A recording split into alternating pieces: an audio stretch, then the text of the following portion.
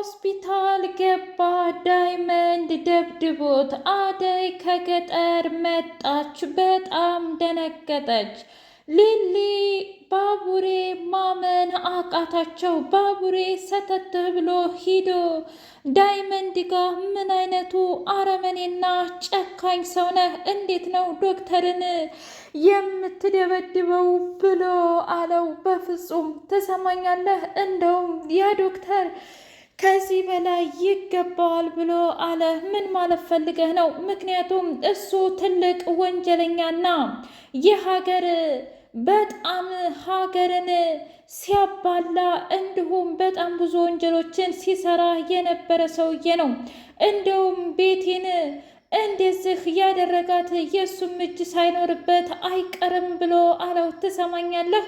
እኔ እኮ ባቡሬ ነኝ። ዳይመንድን ደግሞ አንተን ደግሞ በደንብ አድርጌ ነው የማውቅህ። ምክንያቱም መጀመሪያ በፍጹም ሰውን ለመረዳት አትሞክርም፣ ለማዳመጥም አትሞክርም። ምናልባት እኮ ዶክተር ለአንተ የፈለገው ወረቀት ለመስጠት እነሱን ሴራ ለማጋለጥ ይሆናል። እሱ እኮ ከሀገር ውጭ እስከ ሀገር ከሀገር ውስጥ እስከ ሀገር ውጭ ያለው ሆስፒታል ሰውዬ ነው። እና ታዲያ እንደዚህ በተልካሻ ምክንያት እዚህ ሁሉ ጣጣና አሮንቃ ውስጥ የሚገባ ይመስልሃል እንዴ? ለነገሩ በጣም ታሳፍራለህ። ካንተስ ምን ይጠበቃል? ብሎ አለው። ትክክል፣ ግን ደግሞ አርፈህ ብትቀመጥ ይሻልሃል ብሎ አለው። ምን ማለት ፈልገህ ነው ደግሞ?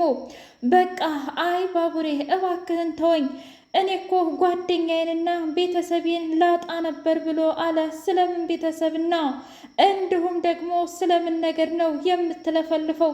አርፈ ተቀመጥ፣ አሁን ዶክተሩን ይቅርታ ትጠይቀዋለህ ብሎ አለው። በሌላ በኩል ዶክተር ምርመራ እየተደረገለት ባለበት ሰዓት በጣም ይገርማል። ለካ የሰው ልጅ ያውቀኛል ማለት ከንቱ ነው። እንዴት ነው ዳይመንድ እኔን በዚህ ወንጀል የሚያስበኝ? ጊዜያችን ግን እጅጉን ያሳዝናል እያለ ብቻውን በጣም ማሰብና ማልቀሱን ቀጠለበት። አደይ ሰተት ብላ እንደመጣች ዶክተርንና ሊሊን ነበረ የጠየቀችው። በጣም በሚገርምና በሚደንቅ ሁኔታ አደይ ዶክተሩን ስታይ በፍጹም ዶክተር እንደዚህ መሆን የለብህም፣ አንተና እኔ ገና ብዙ ያልጨረስነው ነገር አለ። ልትነግረኝ እኮ የፈለከው ነገር ነበር። ታዲያ ለምንድነው አሁን ዝምታውና ጸጥታው? አደይ ዳይመንድ እንደደበደበው ስታቅ በጣም ተናደደች። እሳት ለብሳ እሳት ጎርሳ ወደ እሱ ሄደች። ቆይ እኔ የሚገርመኝ ነገር ምን ማለት እንደፈለግክ ንገረኝ እስኪ ዳይመንድ። በዙሪያ ያሉ ሰዎች እየደበደብክ እንደዚህ ካደረስክ ምንድነው ጥቅሙ? ብላ አለችው። አንቺ የማታውቂውን ነገር ባታወሪ ጥሩ ነው አደይ። ስለዚህ አርፈሽ ተቀመጪ ብሎ ሲላት ምኑን ነው አርፌ የምቀመጠው? እስኪ ንገረኝ። ዶክተር እኮ ያንን ወረቀት የሰጠህ እነሱን ለማጋለጥ በማይታወቅ ሰው ልላከው ብሎ ነው እንጂ ለሌላ አይደለም። አንተ እንዴት ነው የእውነት ዶክተሩን አታውቀውም ማለት ነው? አንተ ጋር እኮ በጣም ቤስት ፍሬንድ ነበራችሁ ብላ አለችው። እሱም ደግሞ ታይ እኔ ማምኘው ነበር፣ ግን ደግሞ በጭራሽ በኪንጎ እንዲመጣብኝ አልፈለግኩም ነበር። ታዲያ አንተን ሲፈልግህ አቶህ እኮ ነው ብላ አለችው። ለማንኛውም እኔ ካንተ ጋር ምንም አይነት ጭቅጭቅ በጣም ሰልችቶኛል ብላ አደይ ሄደች። ይገርማል፣ ሁሉም ሰው ለካ እኔን መረበሽና እኔ ላይ በጣም ብዙ ነገር ማድረግ ይፈልጋል። ግን ደግሞ እኔ ለነሱና ለነሱ ብቻ እየተከራከርኩላቸው ነው እኮ ያለሁት። እንዴት ነው በዚህ ቅጽበት ይህንን ነገር የሚያደርጉት? በጣም ያሳዝናል እያለ በጣም በሚያሳዝንና በጣም በሚገርም ሁኔታ ተናደደ። ሰላም ሰላም! ውድና እየተከበራችሁ ስንዲቅ ሚዲያ ቤተሰቦች እንዲናችሁልኝ ሁሉ ሰላም ሁሉ መልካም። ምን እግዚአብሔር የተመሰገነ ይሁን። ሰላም ነኝ፣ ደህና ነኝ። ለዚህ ቻናል አዲስ የሆናችሁ ሰብስክራይብ እያደረጋችሁ ቤተሰብ የሆኑ ነባር ቤተሰቦቼ ስለምትከታተሉኝ እጅጉን አድርጌ አመሰግናለሁ። እጅግ አስተማሪውና አጓጊው ሰራተኛዋ አደይ እንደቀጠለ ይገኛል። ዴቭ አደይን ተንበርክኮ ይቅርታ ጠየቃት። አለልኝና ጫኔ በጣም እየሳቁ ይህ ሁሉ ይቅርታ መቼም እናትህ ለበደለቻት በደል ነው አይደለም? አንተ ራስህ ተደርበህ እኮ በጣም ብዙ ነገር እንዳልካት እኛም ሰምተናል። እስኪ ንገረኝ አሁን የእውነት አደይ ከዚህ በኋላ አባቷን ትታ ወደ አንተ የምትመጣ ይመስልሃል? ይልቁንስ እንለቅሃለን ሂድ ብለው አሉት። ቆይ አልገባኝም፣ ወደየት ነው የሚሄደው ብሎ ሲል እኔ ወዴትስ ብትሄድ ምን አገባኝ፣ ግን ደግሞ መሄድ አለብህ ብላ አለችው።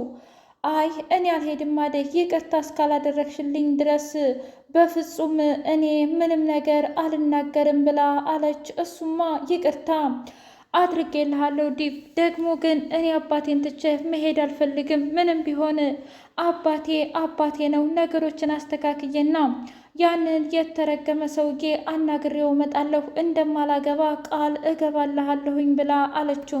ትሰማኛለህ ዳይም?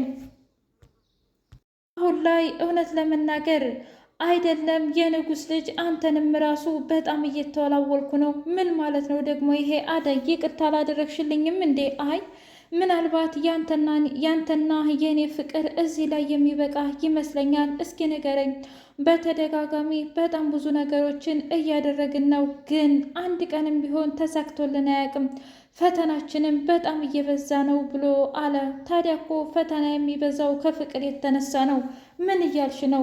መዋደዳችንንና መፋቀራችንን ነው እኮ ይሄ ተአምርና ትንግርት ብሎ ሲላት፣ አይ እንደዛ እንኳ አልመሰለኝም። ለማንኛውም አሁን እሱን ነገር ብትረሳው ይሻልሃል፣ እርሳው ብላ አለች። እንዴት ነው የምረሳው? በቃ የሆነው ይሁን፣ ምንም ነገር ልነግርሽ አልፈልግም፣ በቃሽ ብሎ ሲል፣ ወይ ጉድ! አሁንማ ሁሉም ነገር ግራ የሚያጋባ ነው ብሎ አለ።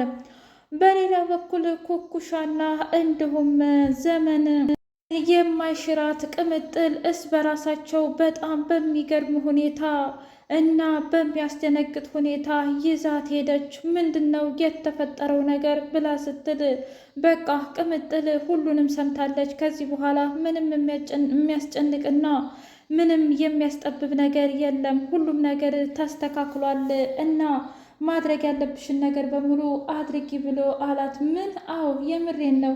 ስለዚህ ምንም ቢሆን ጭንቀትም ሆነ ምንም የሚያስፈልግ ነገር የለም ብላ አለች። ቡሬ ሊሊ፣ ቆይ ለምንድን ነው በዚህ ነገር እንደዚህ የምትጨናነቂውና እንደዚህ በጣም በሚገርም ሁኔታ የምትናገሪኝ? አልገባኝም ብሎ አላት። እስኪ ንገረኝ፣ አንተስ ብትሆን ለምንድን ነው እንደዚህ ያደረግከው? የእውነት በጣም ታሳፍራለህ ብላ አለች። ምን ማለት ነው? በቃ በሚገርም ሁኔታና በሚያስደነግጥ ሁኔታ ሁሉም ነገር እየከበደኝ ነው። እስኪ ንገሪኝ፣ አንቺ የእውነትም አታምኘኝም ማለት ነው? ደግሞ ይሄ ከማመንና ካለማመን ጋር ምን አገናኘው? ትሰማኛለህ?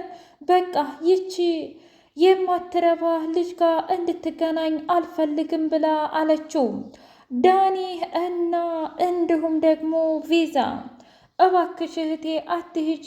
አሁን እንደዛ ካሳፈርሻትና እንደዛ ካስጨነቅሻት በኋላ እሺ ብላ የምትቀበልሽ ይመስልሻል ወይ ብሎ አላት። እና ታዲያ ለምንድን ነው የማትቀበለኝ? እኔ ቀስ ብዬ ባቡሬንና እሷን ካጣላሁኝ በኋላ የኔ የራሴን ህልም አሳካለሁኝ። ካልሆነ ግን እመነኝ መቼም ቢሆን አይሳካም። አንተ እንደሆንክ አንድም ነገር ተሳክቶልህ አያቅም ብላ አለችው። እህቴ ግን እኮ እኔ እየሞከርኩኝ ነው። ታዲያ ሞክሬ ካልተሳካ ምን ላድርግ ብሎ አላት። ምንም ቢሆን ምንም መቼም ቢሆን እንዲሳካ መጣርና ማድረግ አሁንም መልፋት አለብህ። ይቺ ፍቅር የምትባለው ልጅ ደግሞ ብትረሳት ይሻልሃል። መቼም ቢሆን ላንተ አትሆንም፣ ጢባ ጢቢ ትጫወትብሃለች ብላ አለችው። እሱን እኮ አውቃለሁ እህቴ፣ ግን ደግሞ በቃ እሷ ስታወራኝ ሁሉን ነገር እረሳለሁኝ እንጂ እንደማጠቅመኝማ ጠንቅቄ ነው የማውቀው ብሎ አለ። ጅል ነህ። እሷንም ቢሆን በፍጹም አልለቃትም። ህይወታችንንማ ስታበላሸው በፍጹም ዝም አልልም ብላ ቤዛ ሄደች።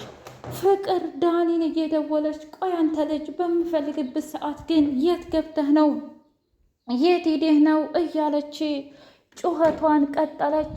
ሮማንና አሹ በጣም በሚያስደነግጥ ሁኔታ አንቺ መቼ ይገባሻል? የሌላውን ቤት ታብሲ እንጂ የኔ ነገርማ አይገባሽም ብሎ አላት። ምን ማለት ፈልገህ ነው? በቃ አልኩኝ እኮ ሮማኔ። ቆይ አንቺ እኔ ፈትፍቼ ካላወራሁሽ አይገባሽ